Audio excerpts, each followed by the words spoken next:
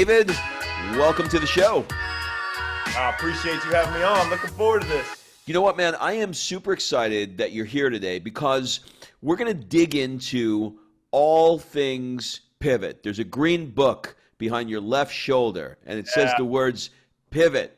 We're going to talk about pivoting. Sometimes our plans take a different path, and that new path might even be better than the original path, which we're going to talk about in your story in a minute. So I can't wait to get into all of this. So thank you for taking the time to do this. Well, absolutely. I mean, this time that we're living in right now, that is the term. That is the hot word everybody's talking about. It's a feeling that we all feel stuck to some extent. And pivot is actually a basketball term that I took it from. It's where the defenders are all on you. You can't see the hoop. And you just make this small, slight turn. Not this big, drastic change, but the small, slight pivot, which changes and opens up an entire new perspective. And that's what we're all going through right now in this time of life. I never realized that it was a basketball term. Okay, cool. I want to take you back. I'm going to rewind the clock a little bit. I want to take you back to growing up in Iowa in the 90s. Okay? You remember that time? Oh, I remember it. Yes, definitely. All right. So you were a basketball-obsessed guy. Your uncle was Nick Nurse. He played for the NBA. And you said, well, I'm going to play for the NBA too. So you played for the you wound up – you wanted to get into basketball. And I think there was a moment there in Iowa where the team you were on was an NBA team. Is that right? So the team I was on was an NBA D-League team. So it was like the minor league system leading up to the NBA. You got pretty close. I got pretty close, but I was never like realistically going to be in the NBA. It was actually my uncle was the coach for that team. So he kind of like let me in. Now I thought that I could play in the NBA. And that is kind of my life in Iowa, was literally pouring every ounce waking hour I had into playing in the NBA. All right. So after this period, there was you had a brief stint with basketball in the States, and then you decided to go abroad, and you had another little stint there abroad. But then at 25, you said, that's it. I'm retiring. Why? Because to be honest with you, I saw the writing on the wall, and being 6'2", unathletic, never dunked a basketball in my life. Now, I'm not unathletic, but in NBA standards, I'm very unathletic.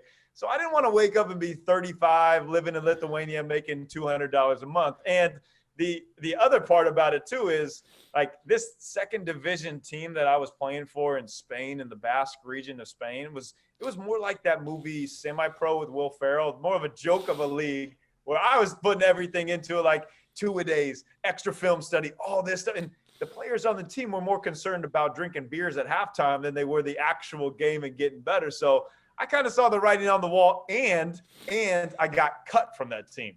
So literally, I'd had everything that I poured into thinking this was my life path taken out from under me, turned upside down, and my face rubbed in the dirt. So I almost had no other option to be like, okay, I gotta pivot. All right. Well, so this is what I want to talk about. So you had this dream, right? At one point, there was at the very beginning, hey, I'm going to play basketball for the NBA. This is like this one moment thing. But then as time goes on, you start to go, I don't know if that's my path anymore, but I do like basketball. I am good at this, but I'm not that level. And you somehow wound up becoming a personal shooting trainer. And you decided, that's what I'm going to do. I'm going to do personal shooting. What was it about that world of training people on how to be better shooters that excited you even more? Yeah, you know what? To be honest, it was like that was my gift, was to be able to shoot a basketball. I couldn't do anything hardly else on the court, but I could really shoot. I got some world records still to this day of 3 points made. So I knew I could do that. Now, I also realized that everything that I poured into playing. So I did a lot of like extra study, film study, and I knew all the details. So I realized, hey, I have this knowledge Now I can coach, I can teach this knowledge. What is my best skill set? It is shooting. Why don't I put those together and become the best shooting coach I can possibly be? So that became my mission. That became my pivot when I made that realization. We can go into how I made that and how I became unstuck and how I realized how to pivot. But I made that my goal. I was going to be the best NBA shooting coach possible. And that was my journey. That was my mission from there on out. Now, is that a thing, or did you create shooting coach? Has that existed prior to you? You know what? It has, but it hasn't been that prevalent. It's getting more and more now because people see how important shooting the basketball is. But there was one guy that he was the best in the NBA. His name's Chip England. He was shooting coach for the San Antonio Spurs. So I viewed him as like, man, I can be like that guy. He's done it. I know I can get to that point as well. So I hand wrote him a letter. I emailed him. I tried to call him. I even traveled out to Las Vegas just for the opportunity to meet with him at NBA Summer League out there. And he saw all that I'd been putting into, like, this guy really wants it. He has this drive. So he kind of took me under his wing from there and helped me along the way. But it's, it really wasn't a huge thing. Now it's become much more. Every team has one. Okay, so now you founded a company which is called Perfect Shots Basketball. Do you think that anyone can train and get a perfect shot with enough practice? Yeah, I mean, I think you can. I'm on the belief that you can always become the best. Now, different people have different ceilings, so natural body movements, it's going to be like, just like anything in life, you're going to be able to be better if you have a natural inclination for that. So yes, that being said, I think anybody can break a bad habit. It's never too old to be able to become a better shooter, but it is more difficult. Like, I'll have players that have been shooting the wrong way for their whole life. So that muscle memory, that myelin is built in their brain if that's how they do it. So I'd rather have somebody who's not more like molding clay, that I can help them develop that. It's a lot easier because it's all about unwinding the muscle memory and then rewiring it the correct way. So long answer to a short question, but yes, anybody can become a great shooter. Well, this is good. Let's dig into that myelin piece a little bit, because the myelin is basically that sort of, if I understand my neurology correctly, it's basically that hard wiring of the what do you call it, the nerves, right? The nerve roots, so that memory that you have, that memory path that you have.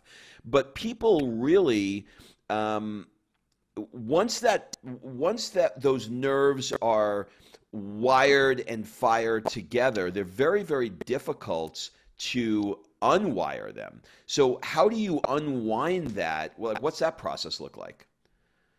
Yeah, so every single repetition or every single thing that you do throughout your day is building muscle memory. Now, when people think about muscle memory, they think about these are these good habits, these are these good things that you're building in, but it can also be bad. Like if somebody's shooting the basketball the wrong way, that's building deep myelin and wrapping tighter more and more, and it's going to be harder to unwind. So it's just the reverse process.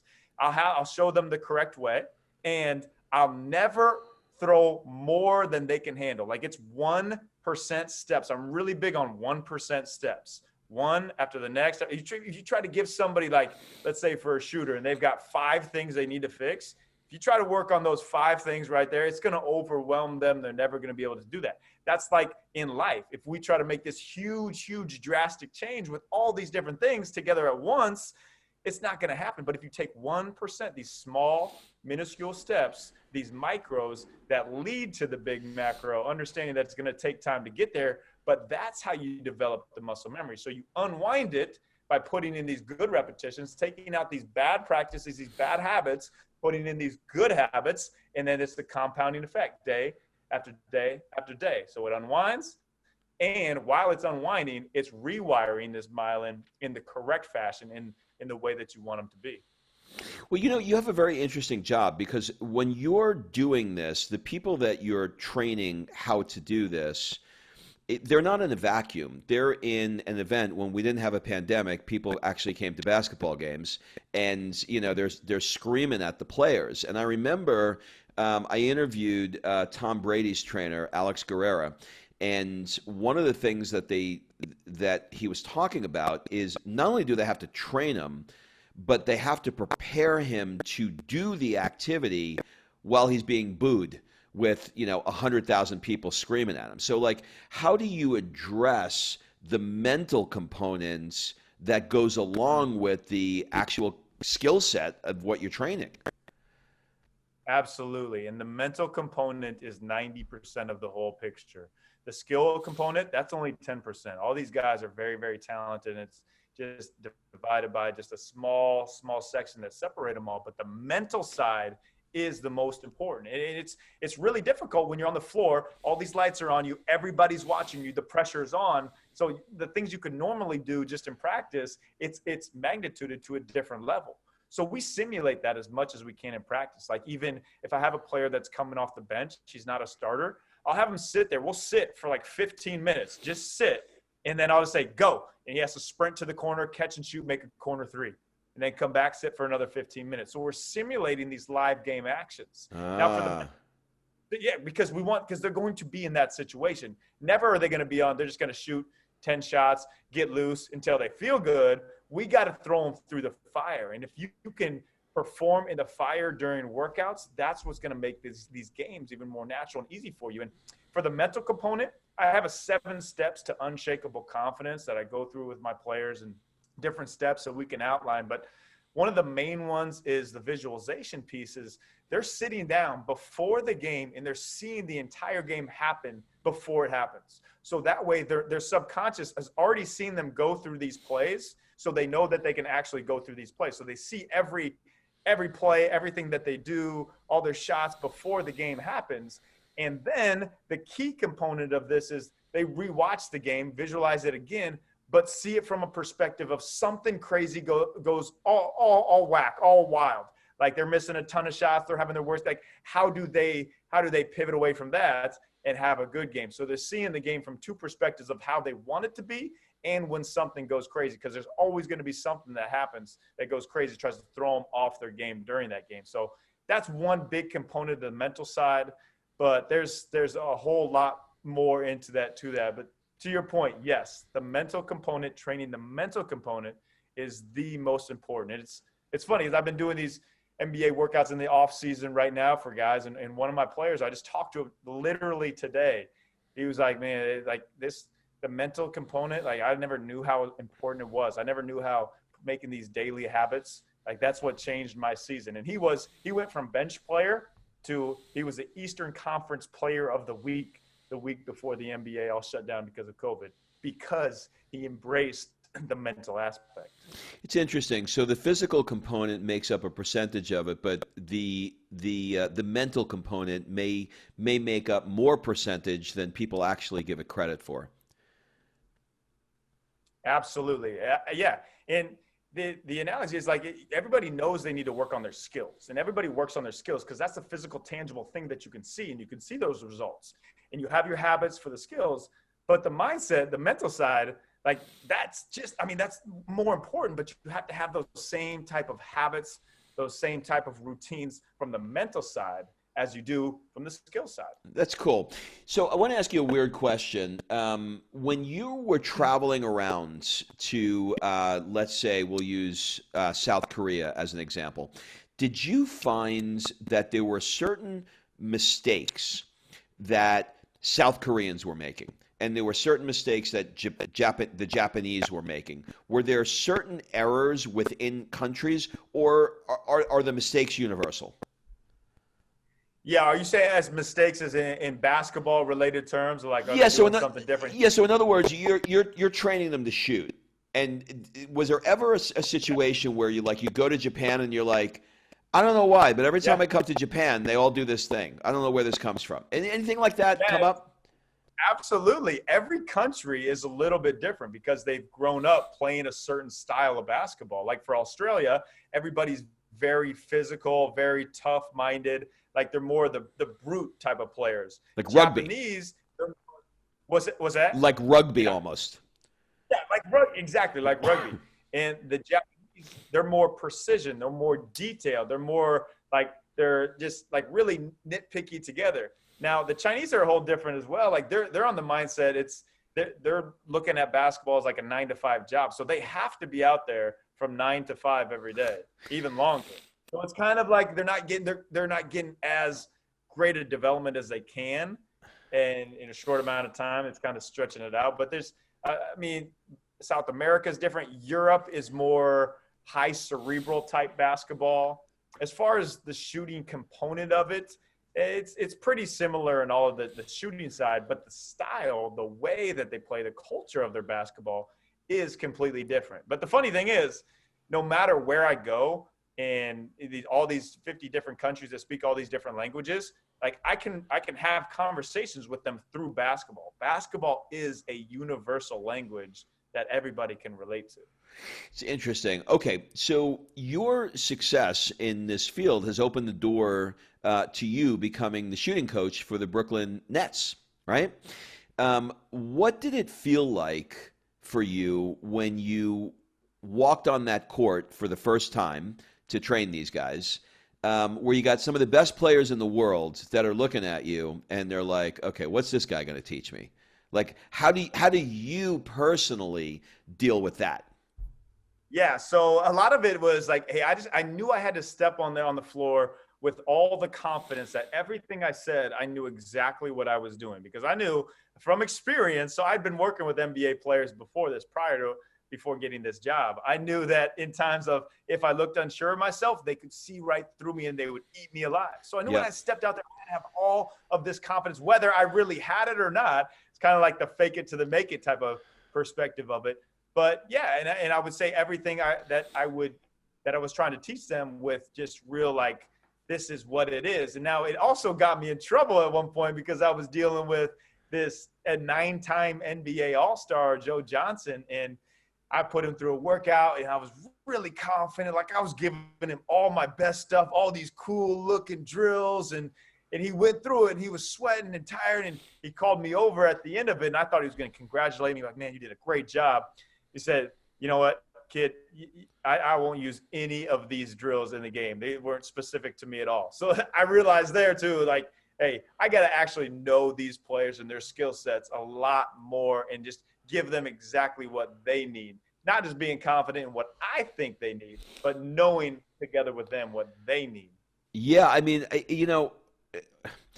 doing the kind of work you do, I could imagine, if you come up against training LeBron, like how in the world does anybody even imagine, like finding themselves in a situation like that? Like, is that where you'd like to go with this? Do you want to go to that level where you're taking somebody like this ultra athlete and making them, millimeters better? Yeah, absolutely. And to that point, like LeBron, he would embrace it because the best, they want to be coached. So they'll seek out what they need. Now, I don't know if he's at the point where he understands that he needs a little bit more of the shooting development. And he's a great shooter, but he can be even better. Same thing for Giannis, the MVP. Like, if he could add a 3-point shot, if he realizes that will take him to the next level. But the best in their field, they want to be coached, so they seek it out. So, yeah, I've worked with some of the best shooters in the NBA, Kyle Korver, Klay Thompson, Russell Westbrook on court. Like, they seek it out. They really, really want to be coached. And that's the cool thing, because a lot of people will think, hey, these guys, they don't. Like, they have it all. They know it all. No, they're trying to grow. They're trying to improve those 1% steps daily as well. Yeah, it's exactly right. I remember I asked the same question to Alex Guerrera, and he said, look, man, we're trying – with Tom Brady, we're trying to get 1%. Like, if I can get him 1% better, then like I did it. So it's interesting, with your book Pivot and Go, which we'll get into in a second. These minuscule changes. Tony Robbins talks a lot about, when you hit a golf ball, if it goes 1 millimeter in that direction, before long you're in a whole different zip code. That ball just keeps going. So like 1 little millimeter changes everything. So how would you say that your type of training is different than what other people do who train the same kind of thing?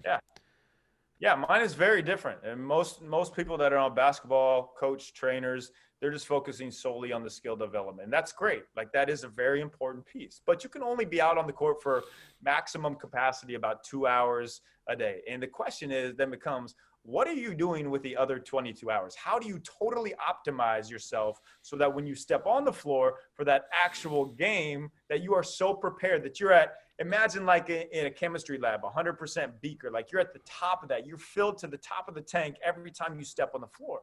How do you do that? So for me, I hone in on sleep optimization, nutrition, recovery, and the biggest piece we've been talking about is mindset. So I put it all together in this total optimization plan. So not only am I helping this player become a better shooter or a better ball handler, but I'm also helping them get better, deeper sleep so they can have more energy on the court, teaching them how to eat the right way, what works the best for their body, what makes them fuel at the highest level, and their mindset, how they can step on the floor with the most unshakable confidence. No matter what happens, it comes their way in the game, they're able to bounce back and shoot that aside, and they're just at their top level constantly, 100% every time they step on the floor. So what I do is what I call total optimization as opposed to just skill development coaching. Okay, you mentioned eat, sleep, and recover.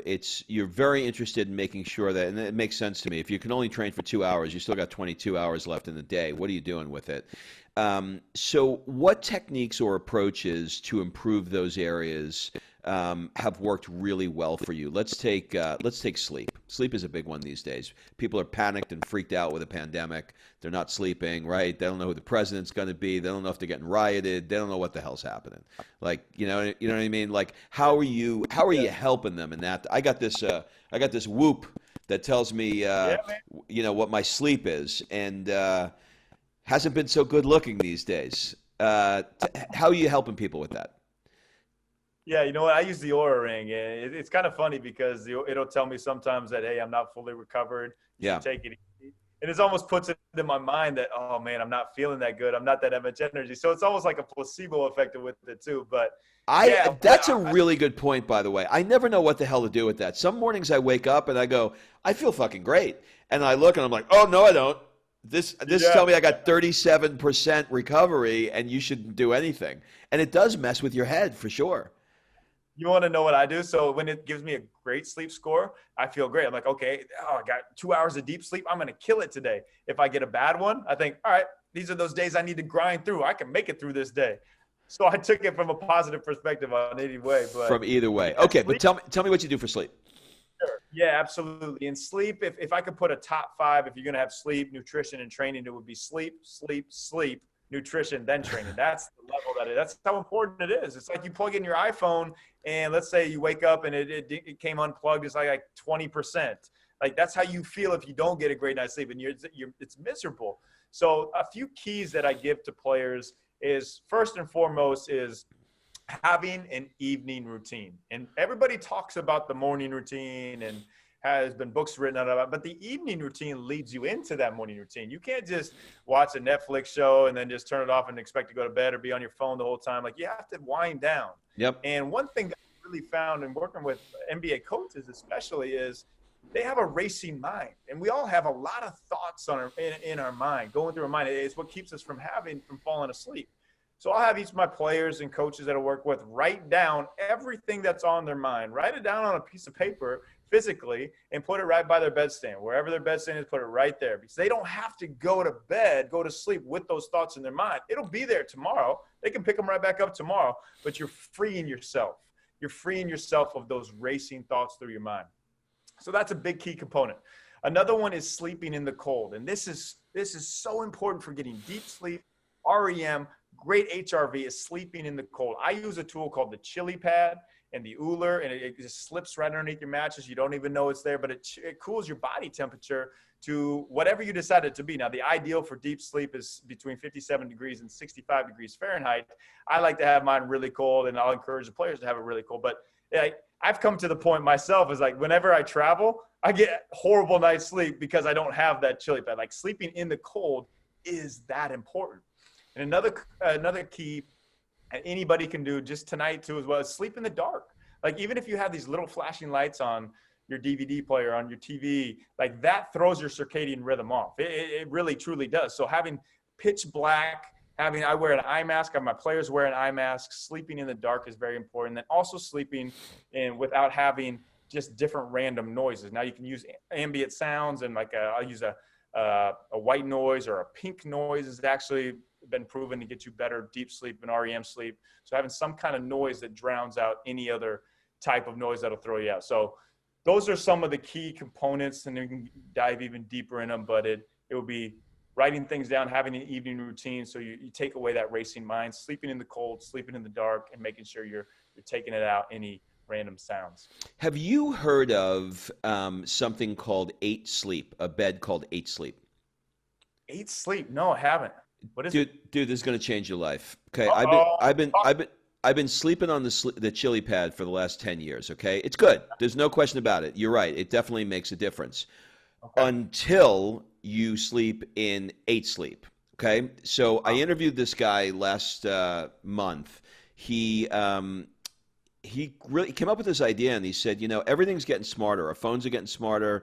Everything gets smarter and smarter. But the mattress we sleep on hasn't changed in 100 years. It's still dumb. So how do I make this thing smarter? So he took all of the Whoop technology and he put it into the bed. So you don't even need the Whoop. It gives you the HRV, it gives you the pulse rate. It's remarkable, and it's completely, I have both, so it's accurate, number one. But that's not even the reason to get it. The reason to get it is because you could set the temperature on your side or your wife's side for whatever temperature you want. You can go from 50 degrees to 120 degrees if you wanted to.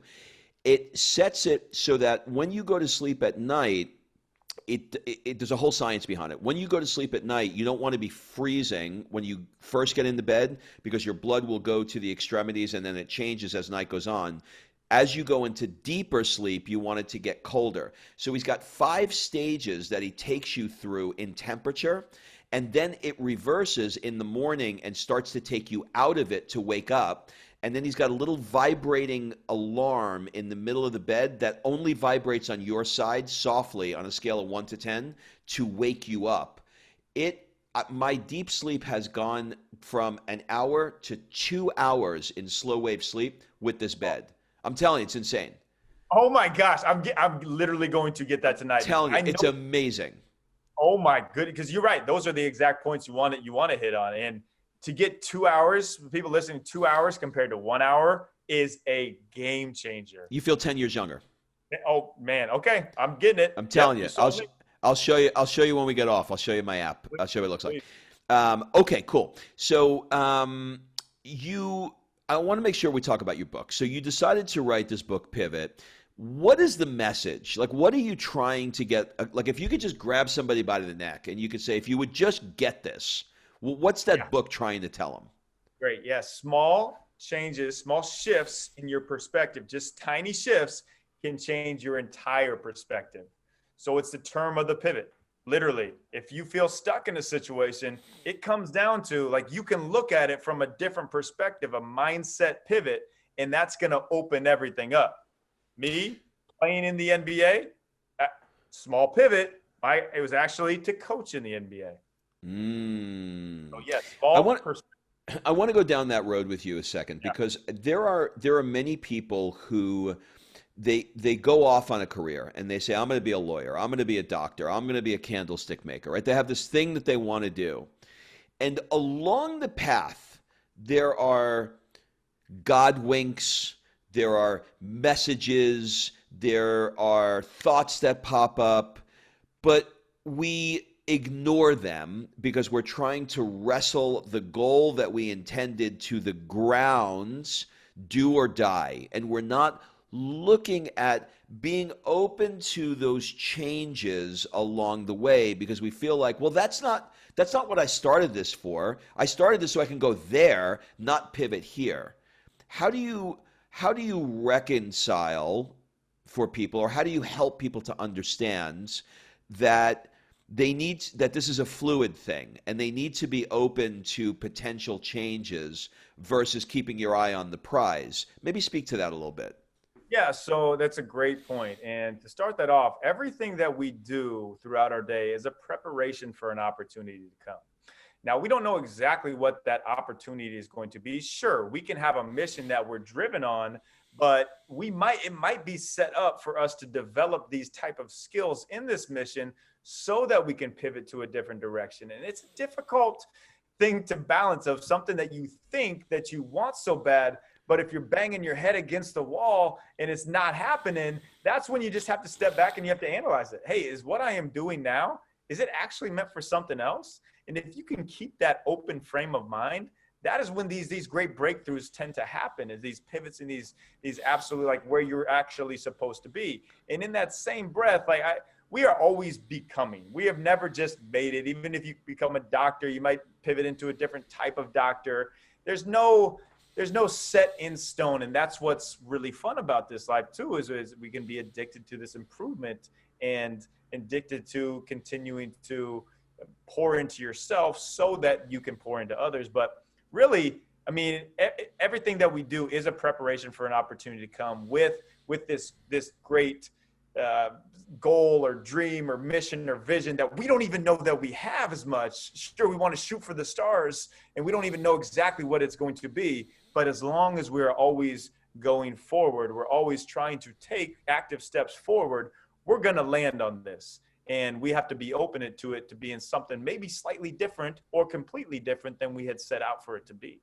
How do you differentiate between giving up too soon? I'm going to put giving up in quotes, giving up too soon and pivoting, or, hey, look, this is hard work. Like, you got to keep plugging. Like, where is the line where you say, I've knocked my head against the wall for too long, I'm going to be a shooting coach and not an NBA player? Like, how do you know that you just didn't give up? Like, where's that line to know? Yep. So there's no exact line that everybody's going to be, it's a cookie cutter for everybody. But number one, you have to surround yourself with an environment of people that are going to tell you the truth. Now, they're going to be encouraging, supportive, but they're also truth tellers. So it's not like the person that's going on American Idol and everybody tells them the great singer and everybody can hear that they actually are horrible, but have people. But they make the best guess. Yeah, that's why they bring them on. But have people in your life around you, in your tight-knit community that you know that you can ask. And this will give you, have these mentors that help you along the way that are truth tellers. But also in that same breath is you have to have your purpose for it. Like, what do you, why are you doing what you do? Like, why do you wake up in the morning? What juices you up in the morning? You have to have your purpose and you have to have that passion. So it's purpose plus passion is what's going to make you know you're on the right path. Like, if I'm doing something and I know it's for the betterment of others and that I'm able to serve others through it, I know it has purpose. Now, if I'm juiced up about this, like, okay, I really love this. Like, I know I'm serving these NBA players that I work with, not just for their on-court, but they have such big platforms and such big reach that they can have an influence on so many younger generations to come. So it's having the purpose with the passion and surrounding yourself with people in your tight-knit community that are going to be your truth tellers. I think that formula is very effective for knowing when you should, okay, keep going, man, keep going. Don't give up, like never give up. Or when you should, okay, still have that never give up mentality. Yeah, then that doesn't change, but let's just angle it a different, let's pivot, let's go in a different direction. That's where you're meant to be. I love that. I would be remiss if I didn't ask you what your thoughts were on Michael Jordan's The Last Dance documentary. Yeah, it was beautifully done. But here's the thing.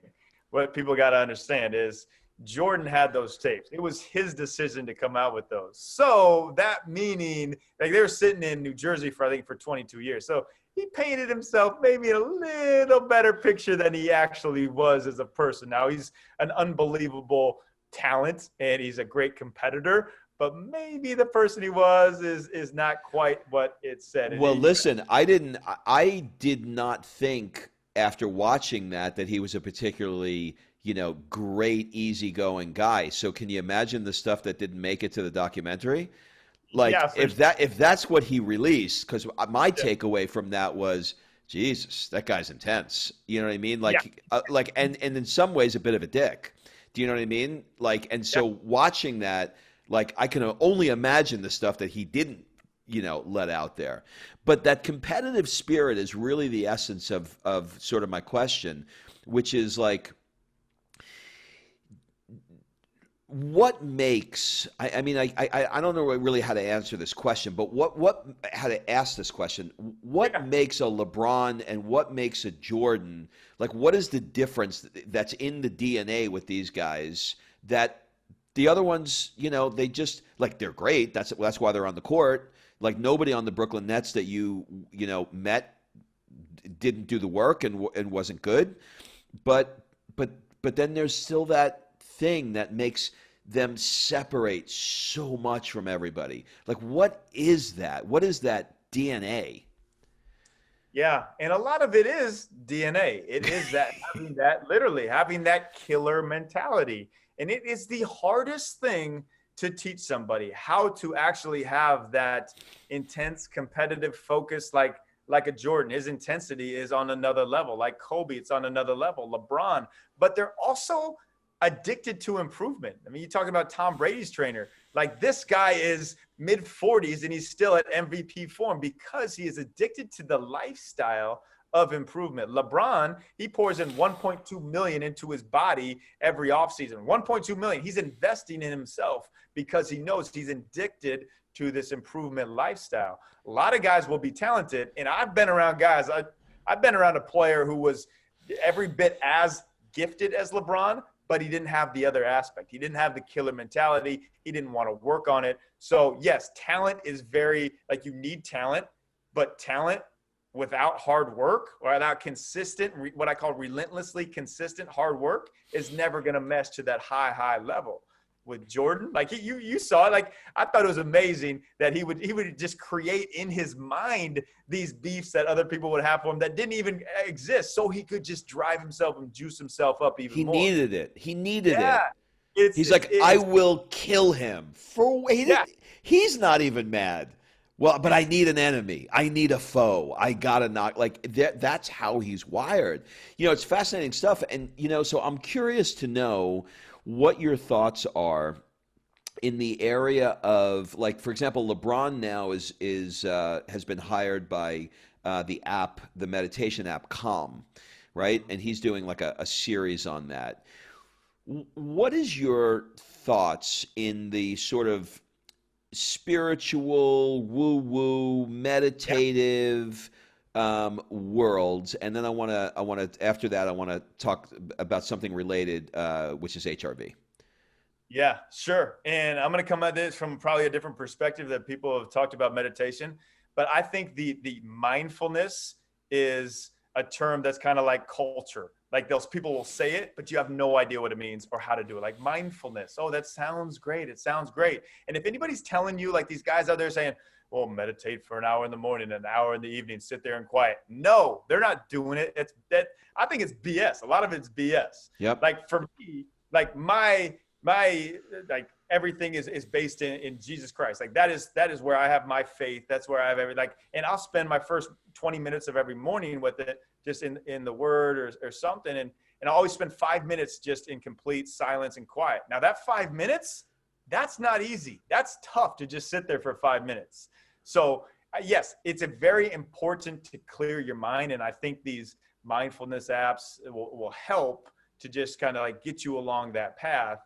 But that being said, too, I don't think there's any other tangible thing, to me personally. I don't think there's any other tangible thing that you can do that is going to make you fully, truly joyful. Like, you have to have something. You have to have a higher calling. For me, that is Jesus. God is a higher calling. Like, that's what gives me this peace, this sense of joy. Like, he has the plan. I don't have to do it on my own. I have to worry about it.